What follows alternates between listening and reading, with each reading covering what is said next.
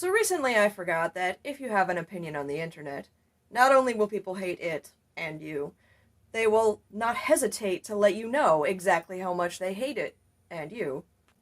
And so I expressed an opinion about the ending of Endgame and how much I disliked it and how I would have preferred it to end. And I'm sure you can guess what happened next. And normally I don't care, but it did serve as an opportunity to make yet more content, which was nice. And so here we have a saga. Enjoy.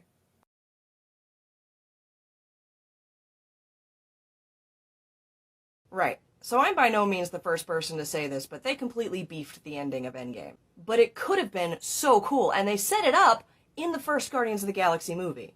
Because it is canonically possible for a person in possession of an Infinity Stone to spread out those negative effects, so why not all the Infinity Stones? And he has a hell of a lot more people to do it with.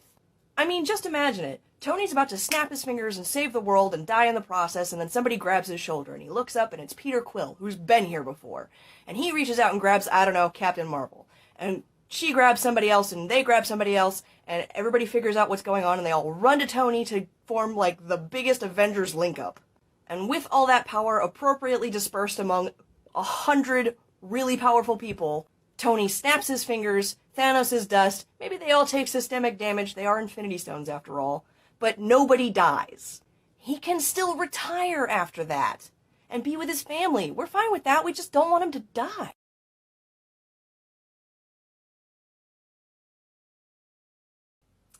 Wow. There is a lot of negativity on that last post. A lot of you had very specific feelings about that last post. A lot of you felt personally attacked by that post. I'm not sure why. You could have just scrolled away. You could have just moved on with your life instead of spewing forth the vitriolic hatred that you have for what I have to offer. I ain't mad though. 100,000 hits? Like 800 comments? Thanks for promoting the algorithm. But as long as I'm here, I might as well bait the trolls. So let's discuss it. Let's discuss all the reasons why you think that this couldn't happen. Obviously, this will be a multi-part series, one video for every reason why this couldn't happen.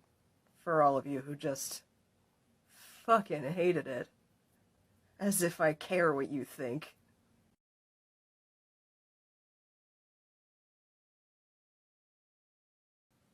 Hello. So, reason number one why you think this alternate ending couldn't exist.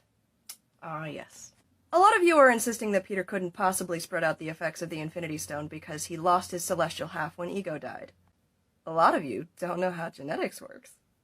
But that's okay. I'm here for you. Peter lost access to Ego's light when Ego died. He lost his super special powers of flight and telekinesis and all of that. He did not, however, stop being half celestial when Ego died. Let me give you a more direct example. If a person is half black and half white, and one of their parents dies, they do not suddenly become full black or full white, because that is not how genetics works. Peter's ability to spread out the power of the stones is tied to his genetics, not his ability to wield Ego's light. Next.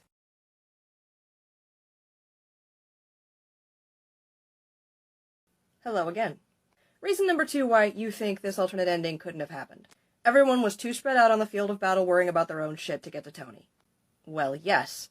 Obviously, if you're going to write an ending where Tony is alone and has to take an action that would result in his death, you want him to be as isolated as possible. You want everyone else preoccupied with their own life or death struggle. Also, obviously, to anyone with a set of critical thinking skills, if you are going to write an ending where Tony is saved by the power of teamwork, then you are going to change some things around. That's called writing. And if they could write a scene where every woman on the field of battle was suddenly in one spot so that they could do the feminist power walk, then they can absolutely get the necessary Avengers over to Tony. Next.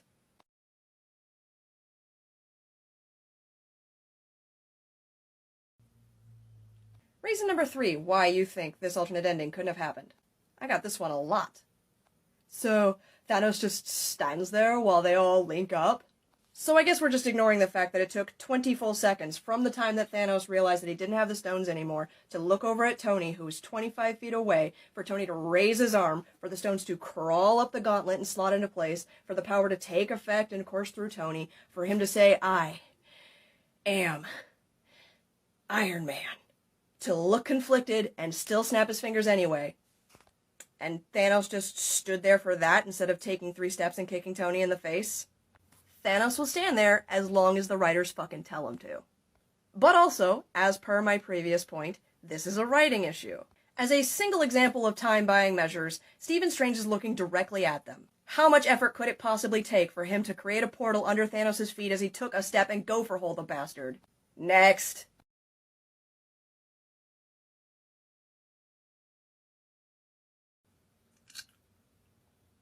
Reason number 4 why you think this alternate ending couldn't have happened.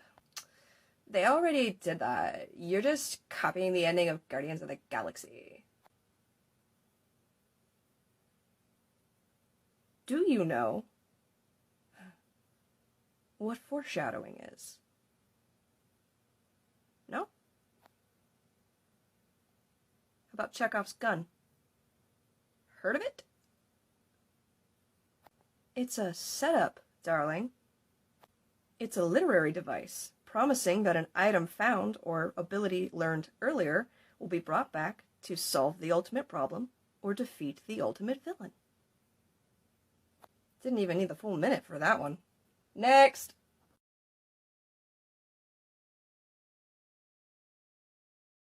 Reason number 5 why you think this alternate ending couldn't have happened. Now, I want to get the tone of this exactly right. 1 second. There was only one ending. That's what you sound like. Well, actually, Stephen Strange said that there was only one outcome to victory and all other attempts would fail. Well, actually, what he said was he saw 14,605 outcomes and only one where they won.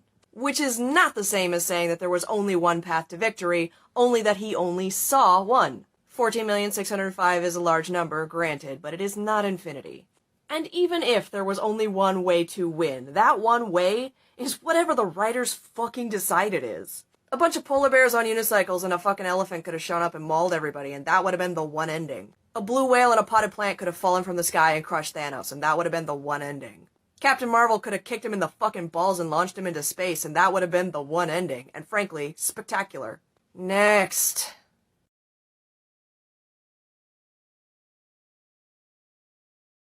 Reason number 6 why you think this alternate ending couldn't have happened. The only way for Tony's arc to end is for him to die, because his whole arc is about him not being the guy who's willing to sacrifice himself for everyone else.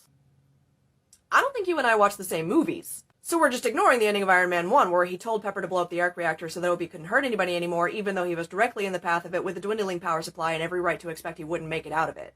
We're ignoring that he was dying of palladium poisoning, and instead of ignoring everything and trying to save his own skin, he instead let it slowly poison him so that he could fight the bad guy and also make sure everybody else was taken care of. We're ignoring that he flew the nuke through the portal at the end of Avengers 2012 with no real guarantee that he would ever make it back. That is a lot to ignore. This sentiment also heavily implies that there'd be no satisfying end of his arc if it happened my way. So you find no meaning in the notion of Tony, who is a guy who's constantly trying to solve the world's problems by himself, often very stupidly, learning to be part of a team.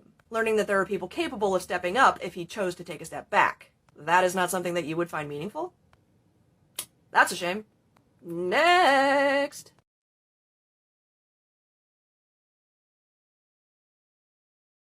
Reason number 7 why you think this alternate ending couldn't have happened. Robert Downey Jr.'s contract was up, he was fine with and or wanted them to kill Tony in Endgame. I'm assuming you got that last bit from some sort of press tour interview or tweet, and may I say, bold of you to take that at face value. Because here's the thing, nothing that an actor says while they're on press tour can be trusted. A press tour is there to promote the movie and the studio. Actors are therefore not allowed to express any negative opinions that they may have about the movie or the studio. Because that's bad press. It's in their contract that they not do that.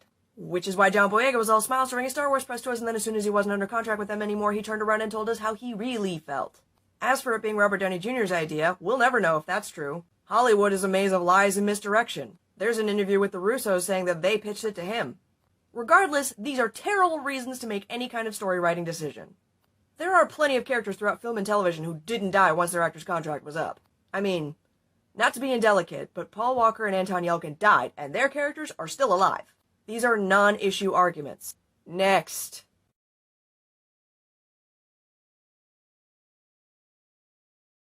Reason number 8 why you think this alternate ending couldn't have happened. Well, that's just unrealistic.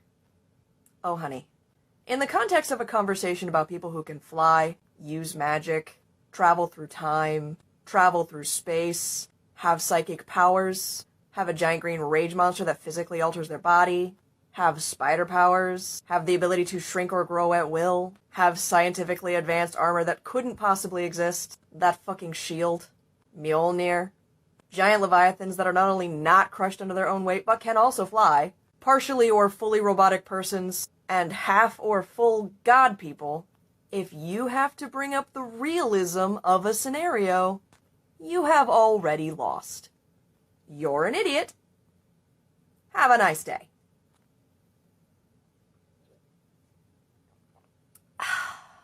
Next.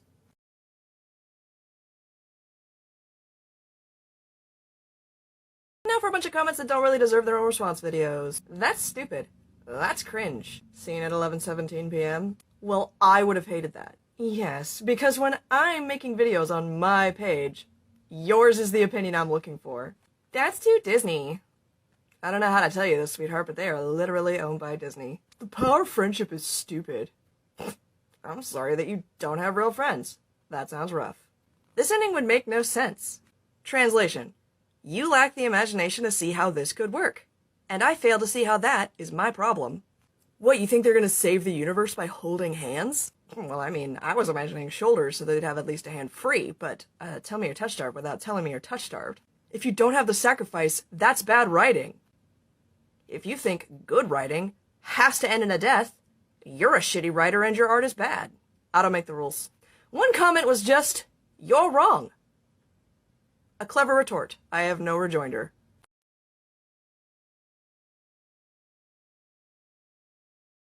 So I'd like to make a little clarification about the You Mad Bro series. These are aimed at trolls. These were aimed at people who came into a comment section of a video where I was basically just talking about how I wished Endgame had ended based on what I had seen previously in the series and shat all over it because they can't stand to see people having a good time on the internet. I'm fully aware that there were people in that comment section that held no ill intent toward me, and I likewise have no ill intent towards them. I'm also aware that my sense of humor can be a bit dry and also deadpan to the point of people wondering whether or not that was actually sarcasm. And I know that rejection sensitivity exists, because I have it. So rest assured, if you came into the comment section with a lighthearted joke or a genuine expression of opinion that was not designed to stir up shit, I don't have a problem with you. These were for the trolls, who are most likely deeply unhappy people who don't feel in control of their own lives, so they have to come on the internet and take it out on everybody else. And I genuinely hope that they get help with that. And until then, their attempts to make me feel bad will be fodder for my content.